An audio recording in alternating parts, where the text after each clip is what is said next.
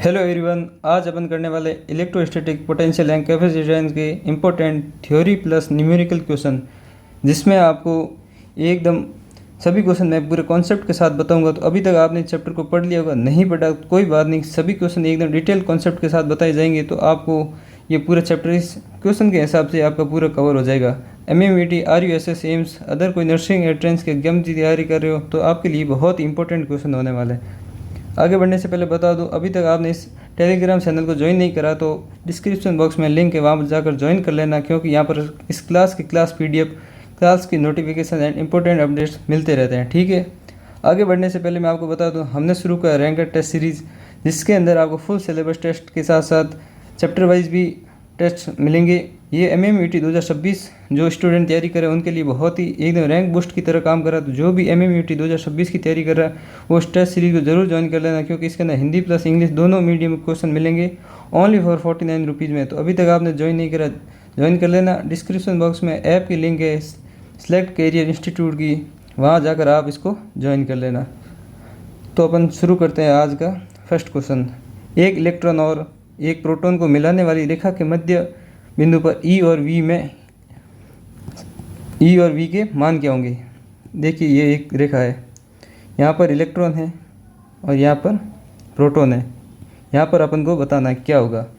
तो negative charge के कारण E उसकी दिशा के अंदर और पॉजिटिव के कारण उसकी दूसरी उसके अपोजिट डायरेक्शन में होगी। तो इधर हो गई, तो E नेट तो क्या होगा, नॉट इक्वल टू 0।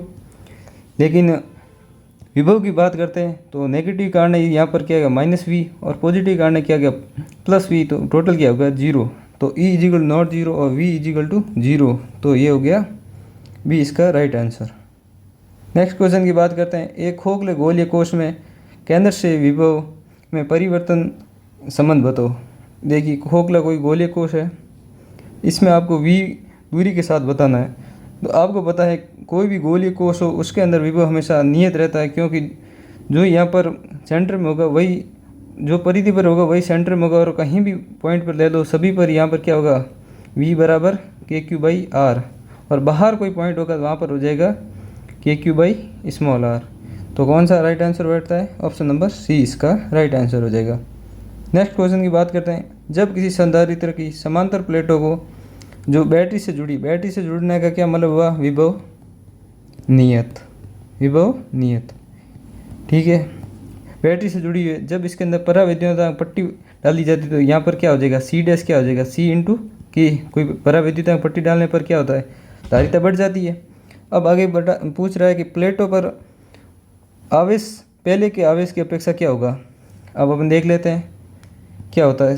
C बराबर Q/V, तो V तो क्या हो गया नियत, क्योंकि बैटरी से जुड़ा हुआ है, और C क्या हुआ बढ़ गया, तो C बढ़ा तो Q भी बढ़ेगा। कौन सा ऑप्शन बैठ रहा है, अधिक हो जाएगा, ऑप्शन नंबर C इसका राइट आंसर हो जाएगा, इंक्रीज। नेक्स्ट क्वेश्चन की बात करते हैं। दो बिंदु आवेशों की विद्युत स्थिति ऊर्जा क्या होती है, U बराबर KQ1 Q2/R, ये होती है विद्युत स्थिति ऊर्जा। तो ऑप्शन ए है आवेशों के गुणनफल के समानुपाती, सही है। आवेशों के बीच की दूरी के समानुपाती, नहीं, व्युत्क्रमानुपाती। आवेशों के गुणनफल के व्युत्क्रम, नहीं, आवेशों के गुणनफल के समानुपाती। और आवेशों के व्युत्क्रमानुपाती, नहीं। तो ऑप्शन नंबर ए इसका राइट आंसर हो जाएगा, आवेशों के गुणनफल के समानुपाती विद्युत स्थिति ऊर्जा, U बराबर KQ1 Q2/R। नेक्स्ट क्वेश्चन की बात करें। संधारित्र C1 व C2 श्रेणी क्रम में लगे हुए हैं, तो और C2 ज़्यादा है C1 से, इससे तुल्य धारिता C आती है। तो C बराबर C1, फॉर्मूला क्या होगा, C इक्विवेलेंट बराबर C है, C बराबर C1 C2/C1 प्लस C2। तो ये हमेशा याद रखना, जब श्रेणी क्रम में संधारित्र जुड़े होते तो उसका C इक्विवेलेंट हमेशा C1 एंड C2 से छोटा होता है, ये आपको याद रखना है। C इक्विवेलेंट हमेशा C इक्विवेलेंट C1 और C2 से छोटा होगा। और वही समांतर क्रम में बात करें, यदि समांतर क्रम में जुड़े होते हो तो हमेशा C equivalent C1 and C2 दोनों से ही बड़ा होगा। तो ऑप्शन कौन सा बैठ रहा है, फर्स्ट कह रहा है C1/2 से छोटा, नहीं, अभी तक ऐसा मैंने अभी नहीं बताया आपको, ऑप्शन नंबर 1 गलत हो गया। C1 से छोटा लेकिन C1/2 से बड़ा, ये हो सकता है। ये कह रहा है C2 से तो छोटा लेकिन C1 से बड़ा है, ये कभी नहीं हो सकता, क्योंकि मैंने अभी बताया C1 और C2 दोनों से ही छोटा होगा हमेशा, और क्या C2 से भी बड़ा नहीं, तो ऑप्शन नंबर बी इसका राइट आंसर हो जाएगा। नेक्स्ट क्वेश्चन पर बढ़ते हैं। दिए गए चित्र में बिंदु A और B के मध्य तुल्यधारिता, इनके मध्य तुल्यधारिता बतानी है, ठीक है। ये 3 पॉइंट तो क्या आ गए, श्रेणी क्रम में, और ये इसका क्या आ जाएगा, समांतर क्रम में। तो 2 इधर हो गए और इधर हो गए, ऐसे 2 हो गए 3। यहाँ पर A पॉइंट है, यहाँ पर B पॉइंट है। तो आपको पता होगा कि ये C1, ये भी C हो, ये भी C हो, ये भी C हो, तो श्रेणी क्रम में क्या होता है इसका C इक्विवेलेंट C/n होता है। तो कितना हो गया C इक्विवेलेंट, इन तीनों का योग क्या हो गया 2/3।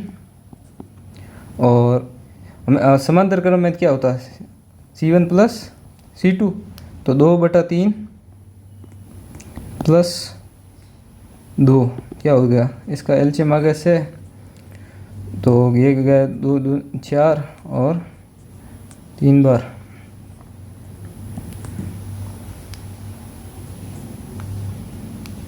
अच्छा एलसीएम आ गया 3, 2 + 6 8/3, राइट आंसर हो जाएगा C इक्विवेलेंट 8/3। नेक्स्ट क्वेश्चन पर बढ़ते हैं। परिपथ में A और B के बिंदुओं के मध्य प्रभावी धारिता, C इक्विवेलेंट निकालना है A और B के बीच में, ये A पॉइंट और ये B पॉइंट। तो ये यहाँ पर देखो ये व्हीटस्टोन ब्रिज बन रहा है, आप देख सकते हो, क्योंकि यहाँ पर आपको 6/6 बराबर 6/6, इन दोनों का रेशियो जब बराबर होता है तो इधर ये हमेशा क्या हो जाता है, कट जाता है। तो ये 20 माइक्रोफेराड निकल गया, ये दोनों क्या हो गए श्रेणी क्रम, ये भी क्या श्रेणी क्रम, और इन दोनों का क्या हो गया समांतर क्रम। इन दोनों श्रेणी क्रम का तो क्या होगा 6/2, तो क्या होगा 3, इनका भी क्या होगा 6/2 3, और ये दोनों क्या है समांतर क्रम में, तो जुड़ जाएंगे 3 + 3 6 माइक्रोफेराड। ऑप्शन नंबर ए इसका राइट आंसर हो जाएगा। नेक्स्ट क्वेश्चन पर बढ़ते हैं। एक बिंदु आवेश के कारण किसी बिंदु पर विद्युत विभव किसके व्युत्क्रमानुपाती होता है। विद्युत विभव का फॉर्मूला क्या होता है, V = KQ/R, और व्युत्क्रमानुपाती समानुपाती किसका हो गया Q के, और व्युत्क्रमानुपाती किसका हो गया R के। तो ऑप्शन ए है आवेश से दूरी, हाँ आवेश से दूरी के व्युत्क्रमानुपाती। आवेश से दूरी के वर्ग नहीं, ये हमेशा E के लिए होता है, E का पूछता तो ये हो जाता आवेश के दूरी के व्युत्क्रमानुपाती। आवेश से दूरी का वर्गमूल नहीं, ऐसा तो कोई है ही नहीं, और दूरी के घन का ये भी नहीं है। ऑप्शन नंबर ए इसका राइट आंसर हो जाएगा। नेक्स्ट क्वेश्चन की बात करें। ये इकाई धनात्मक आवेश को अनंत से विद्युत क्षेत्र में एक बिंदु तक ले जाने में किए गए कार्य, तो ये हमेशा ये तो किसकी परिभाषा होगी, विभव की, कि अनंत से किसी बिंदु को बिना गतिज ऊर्जा में परिवर्तन किए किसी बिंदु तक लाने में किए गए कार्य क्या होता है, विद्युत विभव। ऑप्शन नंबर बी इसका राइट आंसर हो जाएगा। V = W/Q, और Q क्या है एकांक धनात्मक आवेश, तो V = W, विद्युत विभव।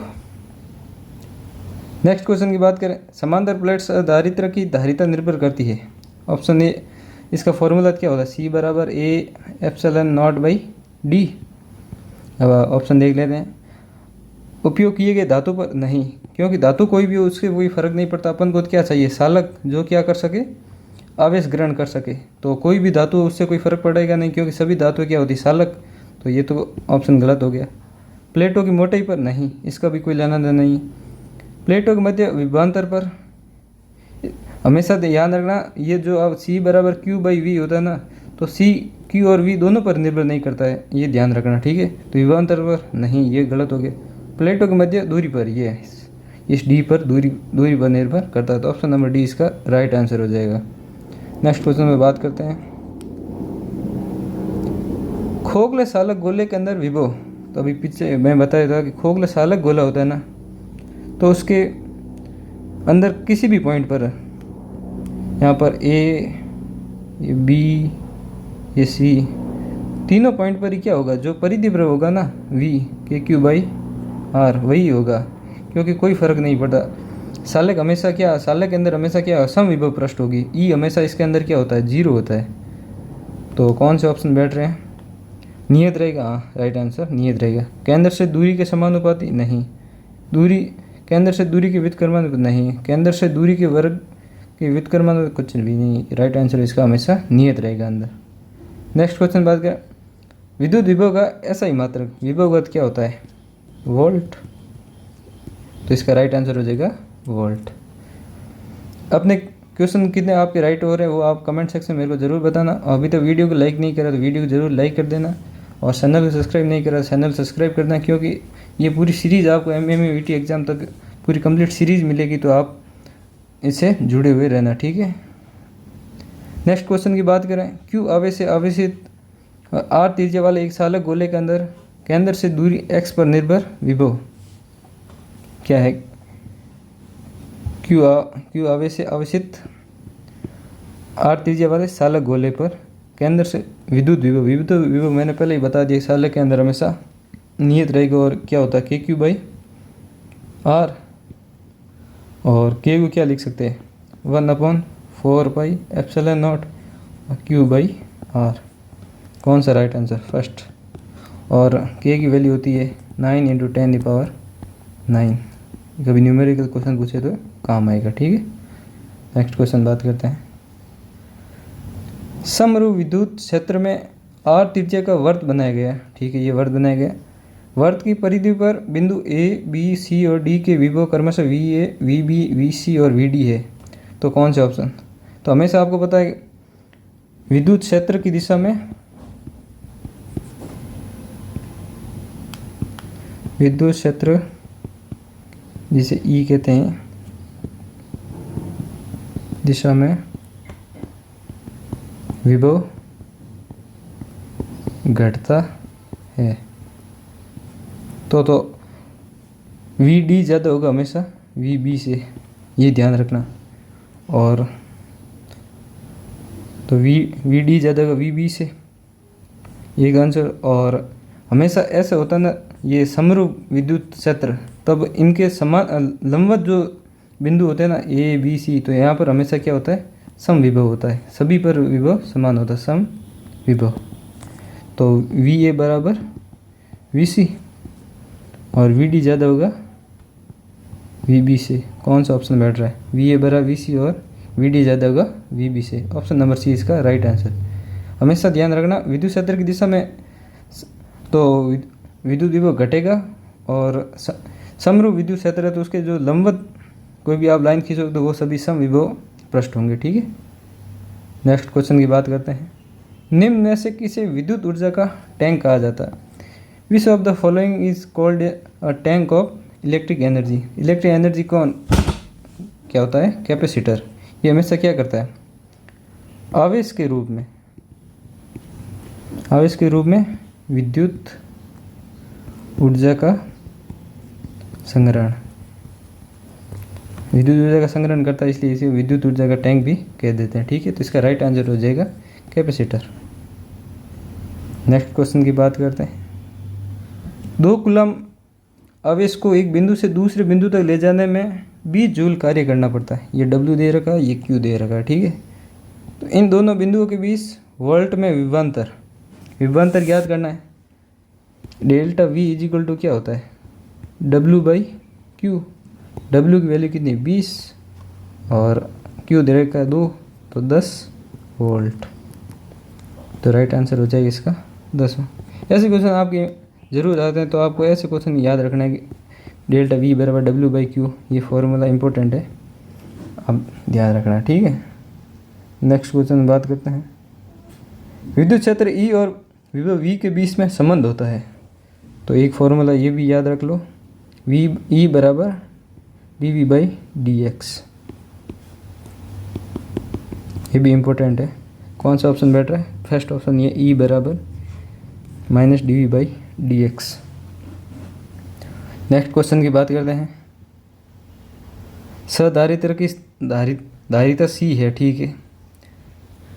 सधारित्र के आवेश और विभव से संतृप्त है। अच्छा, धारिता C के बारे में क्वेश्चन पूछ रहे हैं, तो अगर सधारित्र के आवेश और विभव से संतृप्त, तो अभी तो मैंने पहले आपको बता दिया, लेकिन आप एक बार सारे ऑप्शन पढ़ लो। आवेश पर निर्भर करती है लेकिन विभव से स्वतंत्र। ऑप्शन सी कह रहा है संधारित्र की ज्यामिति से स्वतंत्र। और ऑप्शन डी कह रहा है संधारित्र की दोनों चालक सतहों के मध्य परिवेद्यान मात्र माध्यम से स्वतंत्र। तो मैंने पहले बताया, आप कभी कभी देख तो सी बराबर क्यू बाई वी, तो ये सी हमेशा क्यू और वी दोनों पर निर्भर नहीं करता है। तो फर्स्ट ऑप्शन ही राइट हो गया, संधारित्र के आवेश और विभव से स्वतंत्र। ये कह रहा है कि विभव आवेश पर निर्भर नहीं, ज्यामिति से स्वतंत्र नहीं। ज्यामिति क्योंकि सी बराबर A epsilon not by D, तो ए और डी दोनों पर निर्भर करता है।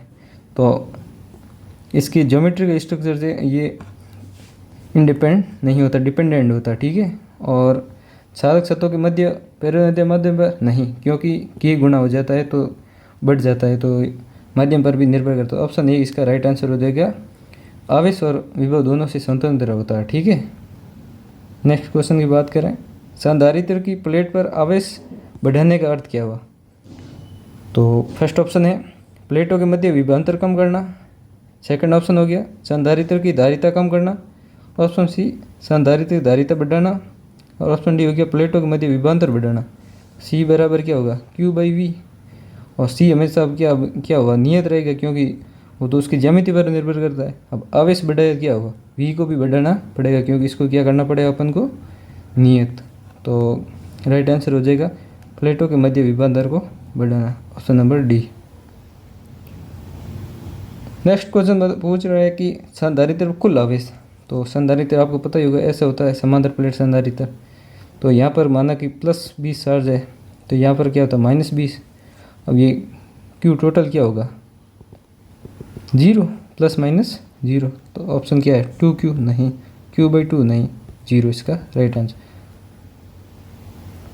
नेक्स्ट क्वेश्चन की बात करते हैं, संधारित्र की धारिता की इकाई। धारिता की इकाई क्या होती है, unit of capacitance of capacitor. ये है वोल्ट। ऑप्शन बी हो गया न्यूटन। ऑप्शन सी हो गया फेराड। और ऑप्शन डी हो गया एम्पियर। तो इसका राइट आंसर हो गया फेराड, क्योंकि हम फेराड में मापते हैं।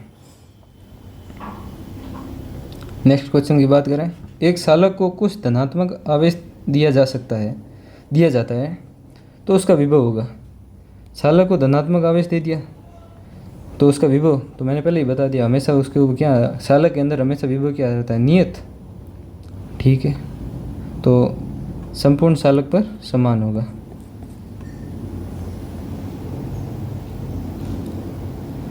एक समांतर प्लेट संधारित्र को बैटरी से जोड़ा जाता है तथा इसकी प्लेटों के बीच की दूरी में परावैद्युत प्लेट रख दी जाए। पहले इसको बैटरी से जोड़ा कैपेसिटर को, तो मैंने पहले बता किया वी हो गया नियत, क्योंकि बैटरी से जोड़ने पर वी नियत हो जाता है। प्लेटों के बीच की दूरी में कोई परावैद्युत प्लेट रख दी जाती है, कौन सी राशि बढ़ेगी। ये क्वेश्चन तो पहले ही हो गया, नहीं ये क्वेश्चन दूसरा है। परावैद्युत प्लेट रख दी जाती है तो क्या हुआ, सी भी बढ़ेगा। तो कौन सी राशि बढ़ेगी, ऑप्शन ए विभवांतर, ऑप्शन बी है विद्युत क्षेत्र, ऑप्शन सी है संग्रहित ऊर्जा, ऑप्शन डी है बैटरी का विद्युत भागबल। तो ये काफ़ी अच्छा क्वेश्चन, तो आप इसका आंसर मेरे को कमेंट बॉक्स में ज़रूर बताना। अब मैं आपको बताता हूँ। अब क्या हुआ, वी नियत है, ठीक है, और सी बढ़ रहा है। तो ऑप्शन देखते हैं, पहला विभवांतर तो नहीं बढ़ा है, क्योंकि वी नियत हो गया, पहले ही बता दिया आपको। विद्युत क्षेत्र क्या होता है, ई बराबर dV/dx। तो dV भी नियत है, तो विद्युत क्षेत्र बढ़ने का कोई सवाल ही नहीं। और ऑप्शन डी है बैटरी का विद्युत भागबल, ये तो बढ़ेगा नहीं, क्योंकि बैटरी सेम है तो विद्युत भागबल क्यों ही बढ़ेगा। तो अब बात करते हैं संग्रहित ऊर्जा। संग्रहित ऊर्जा का फॉर्मूला क्या होता है, U बराबर ½ CV²। V तो यहाँ पर क्या है, नियत, लेकिन C बढ़ा तो U भी बढ़ जाएगा। तो राइट आंसर क्या होगा, संग्रहित ऊर्जा बढ़ जाएगी। संग्रहित ऊर्जा क्यों बढ़ी, समझ आ गया, क्योंकि फॉर्मूला होता है U बराबर ½ CV²। C बढ़ेगा तो U भी बढ़ेगा। तो राइट आंसर इसका संग्रहित ऊर्जा, ठीक है। अपना आंसर कमेंट बॉक्स में मेरे को जरूर बताना। थैंक यू फॉर वीडियो देखने के लिए। अभी तक चैनल सब्सक्राइब नहीं करा तो चैनल सब्सक्राइब कर देना, और जो MMVT 2026 की तैयारी कर रहा तो टेस्ट सीरीज़ को ज्वाइन कर लेना। और एक जो हाई पॉइंट का ऑप्शन है नीचे आपके पास, तो वो भी आप दे सकते हो। वीडियो अच्छा लगा तो कमेंट जरूर कर देना। Thank you.